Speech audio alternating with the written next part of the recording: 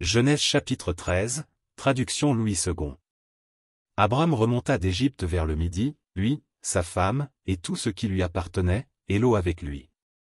Abram était très riche en troupeaux, en argent et en or. Il dirigea ses marches du midi jusqu'à Béthel, jusqu'au lieu où était sa tente au commencement, entre Béthel et Haï. Au lieu où était l'autel qu'il avait fait précédemment.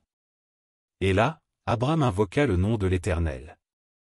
Lot, qui voyageait avec Abram, avait aussi des brebis, des bœufs et des tentes. Et la contrée était insuffisante pour qu'ils demeurassent ensemble, car leurs biens étaient si considérables qu'ils ne pouvaient demeurer ensemble. Il y eut querelle entre les bergers des troupeaux d'Abram et les bergers des troupeaux de Lot. Les Cananéens et les Phéréziens habitaient alors dans le pays.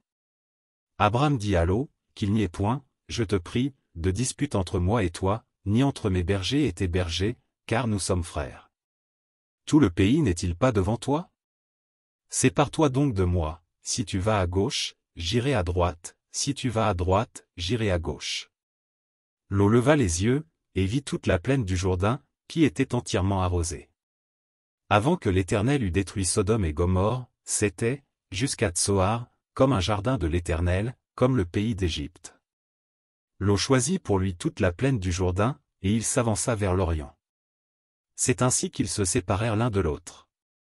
Abram habita dans le pays de Canaan, et Lot habita dans les villes de la plaine, et dressa ses tentes jusqu'à Sodome. Les gens de Sodome étaient méchants, et de grands pécheurs contre l'Éternel.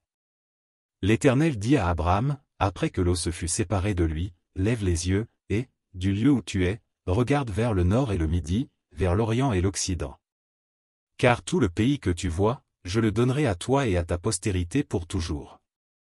Je rendrai ta postérité comme la poussière de la terre, en sorte que, si quelqu'un peut compter la poussière de la terre, ta postérité aussi sera comptée. Lève-toi, parcours le pays dans sa longueur et dans sa largeur, car je te le donnerai. Abram leva ses tentes, et vint habiter parmi les chênes de Mamré, qui sont près d'Hébron. Et il bâtit là un autel à l'Éternel.